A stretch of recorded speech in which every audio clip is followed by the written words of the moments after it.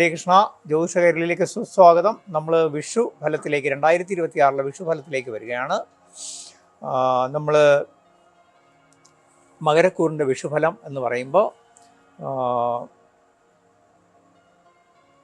ഉത്രാടത്തിൻ്റെ മുക്കാല്, അതായത് ഉത്രാടം 2, 3, 4 പാദക്കാർ, തിരുവോണം അവിട്ടത്തിൻ്റെ ആദ്യത്തെ പകുതി, അതായത് 1, 2 പാദക്കാർ, ഇത്രയും ചേർന്ന ഉത്രാടക്കാരെ സംബന്ധിച്ച് കഴിഞ്ഞ കുറേ കാലമായിട്ട് കുറച്ച് അനിഷ്ടങ്ങളുള്ള സമയമായിരുന്നു. അതിൻ്റെ കാരണം മറ്റൊന്നുമല്ല, ഇവർക്ക് അഷ്ടമത്തിൽ കേതു നിൽക്കുകയും ഉത്രാടക്കൂറുകാരെ സംബന്ധിച്ച് നമ്മുടെ 6-ലായിരുന്നു വ്യാഴം.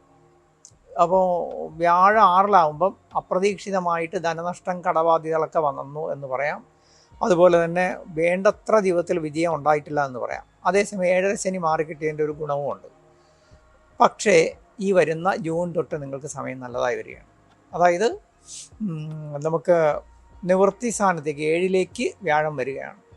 അതുകൊണ്ട് തന്നെ ഈ വരുന്ന ഈ ഒരു വിഷു ഫലം തൊട്ട് അങ്ങോട്ടുള്ള ഒരു വർഷം നിങ്ങൾക്ക് ജീവിതം ഏകദേശം 2027 ജൂലൈ വരെ സമയം നല്ലതാണ്. അതായത് നമ്മുടെ ജീവിതത്തിൽ പുതിയ പുതിയ ധനപരമായ അല്ലെങ്കിൽ പുതിയ ജീവിത വിജയത്തിനുള്ള പദ്ധതികൾ നമ്മളെ തേടി വരും. എപ്പോഴും ഞാൻ എല്ലാ വീഡിയോകളിലും പറയാറുണ്ട്, ജ്യോതിഷം എന്ന് പറയുന്നത് നമുക്കൊരു ഗൈഡ് ലൈൻ മാത്രമാണ്, ജീവിതത്തിൻ്റെ ഗൈഡ് ലൈൻ. അടുത്തത്, നമ്മളെ ജീവിതം വിജയിപ്പിക്കുന്നതിന് നമ്മൾ ദൈവാധീനം വർദ്ധിപ്പിക്കുമ്പോൾ, അതായത് നമ്മുടെ പ്രാർത്ഥന, ജപം, ഈശ്വര അനുഗ്രഹം നേടുമ്പോൾ അതിലൂടെ നമുക്ക് പുതിയ പുതിയ പദ്ധതികൾക്കുള്ള പ്ലാനിങ്ങും തരും. അതിനെ യുക്തിയും ബുദ്ധിയും ഉപയോഗിച്ച് വിജയിപ്പിക്കുന്നവർ ജീവിതത്തിൽ വിജയിക്കും. അതിനകത്ത് നമ്മുടെ ഈശ്വരനോ അല്ലെന്നുണ്ടെങ്കിൽ ഗ്രഹങ്ങൾക്കോ ഒരു പങ്കുമില്ല. അവരെല്ലാം വിറ്റ്നസ് മാത്രമാണ്.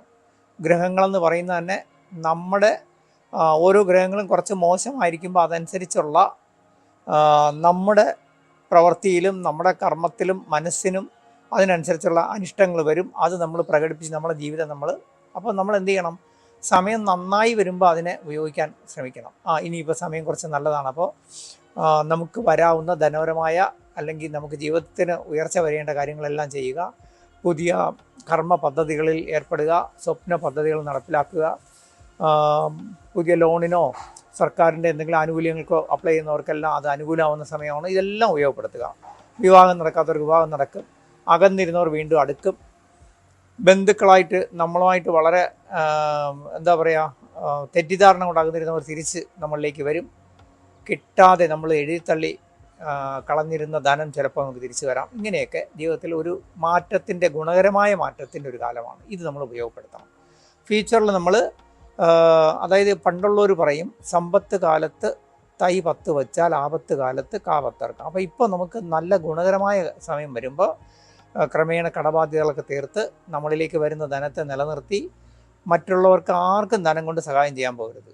അന്നദാനം മാത്രമേ ചെയ്യാവൂ. അങ്ങനെ ചെയ്ത് മുന്നോട്ട് പോയാൽ ഇപ്പോൾ നിങ്ങൾ സൂക്ഷിക്കുന്ന ധനമായിരിക്കും ഫ്യൂച്ചറിൽ ഗുണം വരണം. കാരണം ഇപ്പോൾ നിങ്ങൾക്ക് ഈ വരുന്ന ഈ ഒരു വർഷം കൊള്ളാമെങ്കിൽ അടുത്ത വർഷം 2027 ജൂലൈ തൊട്ട് പിന്നെ ഒരു വർഷം നല്ലതല്ല. അതിപ്പോഴേ ഞാൻ പറയുന്നു. എന്തിനാണ്? ജീവിതം എന്ന് പറഞ്ഞാൽ അങ്ങനെയാണ്, നമ്മൾ പ്ലാനിങ് കൊണ്ട് വിജയിപ്പിക്കാൻ പറ്റും. അപ്പോൾ ഇപ്പോഴും നമുക്ക് എല്ലാ കാലവും ഒരുപോലെ നല്ലതായിരിക്കില്ല. നല്ല കാലത്ത് നമ്മൾ ദൈവാധീനം വർദ്ധിപ്പിച്ച് വരുന്ന നമുക്ക് ഈശ്വരൻ തരുന്ന സൗഭാഗ്യത്തെയും ഗുണങ്ങളെയും അനുകൂലമാക്കി നമുക്ക് ഇപ്പോൾ കിട്ടുന്ന പൊസിഷൻ നേടിയെടുക്കുക. ഇപ്പോൾ നമുക്ക് ഈ സമയം കൊള്ളാവുന്നതുകൊണ്ട് ഇനിയിപ്പോൾ ഈ ഒരു വർഷം പിന്നെ മകരക്കൂറുകാരെ സംബന്ധിച്ച് പ്രത്യേകിച്ച് രാഷ്ട്രീയ സാമൂഹിക പ്രവർത്തന രംഗത്ത്, കലാരംഗത്തൊക്കെ ഒരുപാട് അവസരങ്ങൾ വരും, പുതിയ ചാൻസുകൾ വരും, പുതിയ പൊസിഷൻ കിട്ടും. ഇതെല്ലാം നിലനിർത്തണം, ഇതെല്ലാം സ്വസ്ഥമായിട്ട് കൊണ്ടുപോകണം. അതായത് ജീവിതത്തിൽ നമ്മൾ യുക്തി, ബുദ്ധി, പ്ലാനിങ്, ഡിപ്ലോമസി, ഇത് 4 ഉണ്ടെങ്കിൽ വിജയിക്കും. അല്ലാതെ നമ്മൾ കുറേ അമ്പലങ്ങളിൽ പോയി പൂജ ചെയ്തിട്ടോ, ഞാൻ വലിയ ഹോമങ്ങളോ വലിയ പൂജകളോ ഒന്നും എൻ്റർടൈൻ ചെയ്യാറില്ല. കാരണം വെച്ചാൽ അതല്ല നമ്മളെ ജീവിതത്തെ വിജയിപ്പിക്കും. നമ്മളുടെ തീരുമാനങ്ങളും പ്ലാനിങ്ങുമാണ് നമ്മളെ വിജയിപ്പിക്കുന്നത്. നമ്മുടെ യുക്തിയും ബുദ്ധിയും അപ്ലൈ ചെയ്ത് മുന്നോട്ട് പോകുന്നതാണ് നമ്മളെ വിജയിപ്പിക്കുന്നത്. ആകെ നമുക്ക് വേണ്ടതെന്ന് പറഞ്ഞാൽ നമ്മുടെ ജാതകാൽ എന്തെങ്കിലും പൂർവ്വജന്മ ദോഷങ്ങളോ ശാപങ്ങളോ ഉണ്ടെങ്കിൽ അതിന് ഒറ്റത്തവണ സിമ്പിളായിട്ട് എന്തെങ്കിലും പരിഹാരങ്ങൾ ചെയ്യുക എന്നല്ലാതെ ലൈഫ് ലോങ് അതിനുവേണ്ടി വലിയ പരിഹാരങ്ങളും ചെയ്യരുത്. നമുക്ക് കഴിയുന്നത്ര പ്രാർത്ഥന, ജപം, അതുപോലെ തന്നെ ധ്യാനം, ഇതുപോലുള്ള കാര്യങ്ങൾ സെൽഫായിട്ട് നമ്മൾ പ്രാക്ടീസ് ചെയ്ത് ദൈവാധീനം വർദ്ധിപ്പിക്കുന്ന ഏറ്റവും നല്ല മാർഗം. അപ്പോൾ വളരെ ചുരുക്കി പറഞ്ഞാൽ നിങ്ങളെ സംബന്ധിച്ച് ഏറ്റവും നല്ല ഒരു സമയമാണ് വരുന്നത്. ഉപയോഗപ്പെടുത്തുക. ഈ ഒരു വർഷം, ഈ പുതുവർഷം നിങ്ങളെ കഴിഞ്ഞ കാലത്തെ കഷ്ടതകളൊക്കെ നീക്കി ഈശ്വരാനുഗ്രഹം വരും. നിലവിൽ അഷ്ടമത്തിൽ നിന്ന കേതുവും ഇനിയിപ്പോൾ എന്തായാലും ഡിസംബറോടുകൂടിയൊക്കെ ആകുമ്പോൾ മാറിത്തരും. അപ്പോൾ കുറച്ചുകൂടി നമുക്ക് ജീവിതത്തിൽ മാറ്റം വരികയാണ്. പിന്നെ നിങ്ങളുടെയൊക്കെ ദശ അപകാരം അനുസരിച്ച് സമയം കുറച്ച് നല്ലതാണ്, അത് കുറച്ചുകൂടി ബെറ്ററായി വരും. തീർച്ചയായിട്ടും ജീവിതത്തെ ഉപയോഗപ്പെടുത്തുക. മാത്രമല്ല 5ാം ഭാവാധിപതിക്ക് ഗുണമുള്ള സമയമായതുകൊണ്ട് സന്താനങ്ങൾക്ക് പുതിയ വിജയം, അതുകൊണ്ടുള്ള ഭാഗ്യം, ഉപരിപഠനം ഇതൊക്കെ വന്ന് അതിൽ സന്തോഷിക്കാൻ ഇടവരട്ടെ.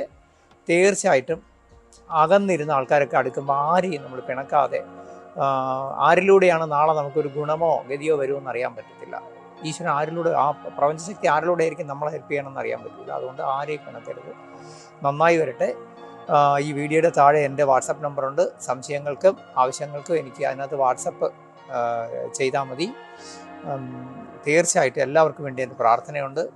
നമുക്ക് ലൈക്ക് സബ്സ്ക്രിപ്ഷൻ തന്ന് നമ്മളെ ഒരു കുടുംബമായി ഏറ്റവും കൂടുതൽ സപ്പോർട്ട് ചെയ്യുന്നതിന് എന്നും ആ പ്രപഞ്ചശക്തിയുടെ പേരിൽ, ഭഗവാന്റെ പേരിൽ എൻ്റെ പ്രാർത്ഥനയുണ്ടാകും. എല്ലാവരും നന്നായി വരട്ടെ. ഹരേ കൃഷ്ണ. ഈ വിഷുഫലം നിങ്ങൾക്ക് ഗുണകരമായി മാറട്ടെ. ഹരേ കൃഷ്ണ.